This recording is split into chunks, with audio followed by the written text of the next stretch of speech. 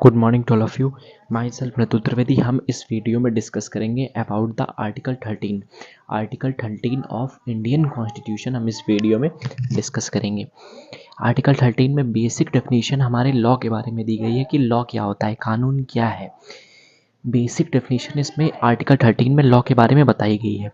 जब कोई भी लॉ हमारे फंडामेंटल राइट्स को इन्फ्रिंज करेगा, जब हमारे फंडामेंटल राइट्स को के अगेंस्ट में कोई भी लॉ गवर्नमेंट बनाएगी, तब क्या कंडीशंस होंगी हम देखते हैं। या हमारे जो कॉन्स्टिट्यूशन में फंडामेंटल राइट्स पहले से हैं, तो उन लॉस को हम कैसे डील करेंगे वो हमारे आर्टिकल 13 में बताया गया है। Article 13 of Indian constitution explain about law when infringe fundamental rights. जब फंडामेंटल राइट्स को इन्फ्रिंज करेगा कोई भी लॉ, तो उस समय क्या कंडीशंस होंगी। तो इसका 13 क्लॉज 1, आर्टिकल 13 क्लॉज 1। अब 13 क्लॉज 1 इसका मतलब क्या होता है, बहुत से लोग इसका मतलब ही नहीं जानते होंगे कि what is the basic means of clause. Clause मतलब क्या होता है। तो हम बेसिकली ऐसे इसको हम कह सकते हैं, जब हम बेसिक पढ़ते थे इंटरमीडिएट में, या फिर जो हमने छोटी पद से पढ़ा, वो हमने क्या पढ़ा कि हम इसको कह सकते थे यहाँ पे 13.1, 13.2, 13.3 ऐसे हम पढ़ते थे। बहुत सारी मैथ में एक्सरसाइज होती थी 13.1, 13.2, मतलब वही है, लेकिन यहाँ पे जुडिशरी की भाषा अप्लाई हुई है ना, तो हम उसे कानूनी भाषा में अकॉर्डिंग टू कॉन्स्टिट्यूशन क्या कहते हैं, 13 क्लॉज 1, 13 क्लॉज 2, आर्टिकल 13 क्लॉज 3। तो पहले आर्टिकल 13 क्लॉज 1 में क्या बताया गया, article pre constitution law which infringe fundamental rights. कोई भी ऐसे जो हमारे कॉन्स्टिट्यूशन 1947 एक एक्ट है, 19 एक्ट है कि उस एक्ट में बताया गया है, 1935 का वो एक्ट है जो हमारे उस समय ब्रिटिश गवर्नमेंट थी वो फॉलो करती थी। उस एक्ट को हमारे इंडियन कॉन्स्टिट्यूशन में शामिल किया गया। तो उस एक्ट को जब शामिल किया गया तो उसमें बहुत सारे रूल्स एंड रेगुलेशंस भी थे। तो जो कि हमारे जो अंग्रेज़ थे, जब वो यहाँ रूल कर रहे थे, तो जहाँ जैसी इन्वायरमेंट होती थी उसी के हिसाब से वो लॉ बना देते थे। तो गवर्नमेंट ने कहा, सुप्रीम कोर्ट ने बहुत सारे केसेस में ये बोला कि जब भी कोई ऐसा केस आएगा जो फंडामेंटल राइट्स को इन्फ्रिंज कर रहा होगा और वो केस इंडिपेंडेंस के पहले का है, वो लॉ जो है इंडिपेंडेंस के पहले का बना हुआ है, तो जब वो फंडामेंटल राइट्स को कहीं भी किसी भी रीज़न में, क्योंकि उन्होंने बहुत सारे फंडामेंटल राइट्स को इन्फ्रिंज करने वाले लॉ बना दिए थे। अब इतने सारे लॉ को एक एक करके ढूंढना और एक एक करके जो अलग अलग रीजन्स में वो लॉ अप्लाई हो रहे थे, एक एक करके सही करना वो संभव नहीं था उस समय।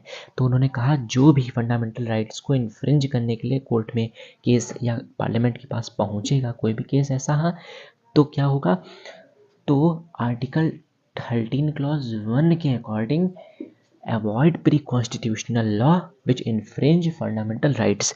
उस लॉ को हम अवॉइड कर देंगे, मतलब वो लॉ फिर उस दिन से अप्लाई नहीं होगा जो फंडामेंटल राइट्स को इन्फ्रिंज करेगा, जब वो लॉ कोर्ट में जाएगा। तो 13 क्लॉज 1 ये कहता है कि जब हमारे फंडामेंटल राइट्स को कोई भी लॉ इन्फ्रिंज करेगा और वो केस कोर्ट में जाएगा या पार्लियामेंट को उसकी जानकारी होगी, तो वो उसे कोर्ट में ले जाएगी, तो वो लॉ फिर अवॉइड कर दिया जाएगा, वो लॉ वहाँ से हट जाएगा। ये 13 क्लॉज 1 में समझाया गया है। फिर क्या है 13 क्लॉज 2, इसमें क्या बताया, वॉइड एब इनिशियो, मतलब गवर्नमेंट कोई भी लॉ को बनाए और फिर वो लॉ अप्लाई हो, लेकिन वो लॉ हमारे फंडामेंटल राइट्स को इन्फ्रिंज कर रहा हो, हमें फंडामेंटल राइट्स के अगेंस्ट हो, तो क्या होगा, वॉइड एब इनिशियो। ये जुडिशरी की कानूनी जिसे हम कह सकते हैं लैंग्वेज है। मतलब इसका बेसिक मीन्स होता है void from beginning. Void from beginning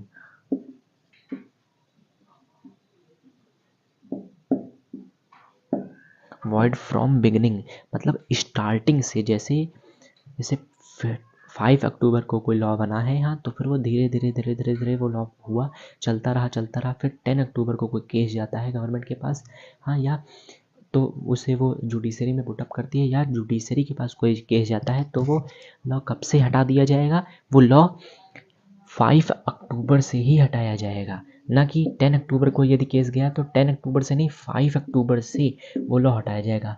इसका मीन्स होता है वॉइड फ्रॉम बिगिनिंग। जो भी चेंजेस आए हैं तो उन चेंजेस को कोशिश यही की जाएगी कि वो चेंजेस दोबारा से जैसी पहले कंडीशन थी वैसी करी जाए, उस लॉ को हटा दिया जाए। कब हटाया जाएगा? जब कोई भी लॉ गवर्नमेंट के ने जो बनाया है वो फंडामेंटल राइट्स को इन्फ्रिंज करे तो। ये हमारा 13 क्लॉज 2 कहता है। फिर 13 क्लॉज 3 में क्या बताया गया? तो इसमें बहुत सारी कंडीशन शामिल करी गई, जिसमें बताया गया कि अगर कोई भी कंडीशन हमारे फंडामेंटल राइट्स को इन्फ्रिंज करती है तो उस टाइम पे, और अगर वो केस आता है यहाँ कोई भी कोर्ट में या किसी भी ब्यूरोक्रेट्स को उसके बारे में पता लगता है तो वो कोर्ट में ले जाता है, तो फिर क्या होगा कि धीरे धीरे फिर वो अगर इन कंडीशंस में आ गया तो वो लॉ भी नहीं रहेगा, वो लॉ हटा दिया जाएगा। जैसे ऑर्डिनेंस, रूल्स, कस्टम्स जैसे गवर्नमेंट के मैंने बताया, तो जैसे इसमें बहुत सारे टॉपिक्स इससे भी रिलेटेड हो सकते हैं 13 क्लॉज 1 और 13 क्लॉज 2 से। तो जैसे बहुत सारे पुराने कस्टम्स होते हैं, जैसे चाइल्ड मैरिज या हमारे फंडामेंटल राइट्स को इन्फ्रिंज कर रहा है, तो ऐसा कोई अगर केस आता है तो फिर क्या होगा?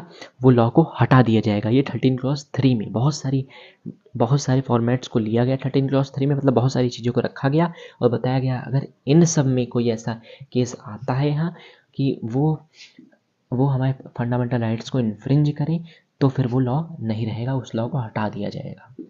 ये 13 क्लॉज 3 में बताया गया। जैसे एग्जाम्पल चाइल्ड मैरिज, सती प्रथा।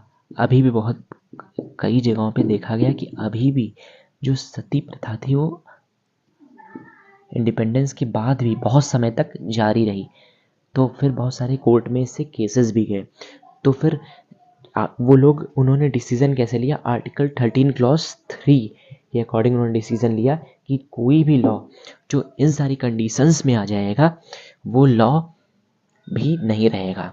यदि वो इन सारी कंडीशंस में आता है और हमारे फंडामेंटल राइट्स को इन्फ्रिंज करता है तो आर्टिकल 13 क्लॉज 1 में क्या बताया कि प्री कॉन्स्टिट्यूशनल जो मतलब इंडिपेंडेंस के पहले के लॉ थे, अगर वो हमारे फंडामेंटल राइट्स को इन्फ्रिंज कर रहे हैं, कोई केस आता है तो उसे हम हटा देंगे, अवॉइड करेंगे। और यदि कोई गवर्नमेंट लॉ बनाती है और फिर वो गवर्नमेंट लॉ बनाए और हमारे वो फंडामेंटल राइट्स को इन्फ्रिंज करे तो वो वॉइड फ्रॉम बिगिनिंग, जब वो बनाएगी उसी दिन से वो लॉ अप्लाई नहीं होगा, चाहे वो केस भले बाद में जाए।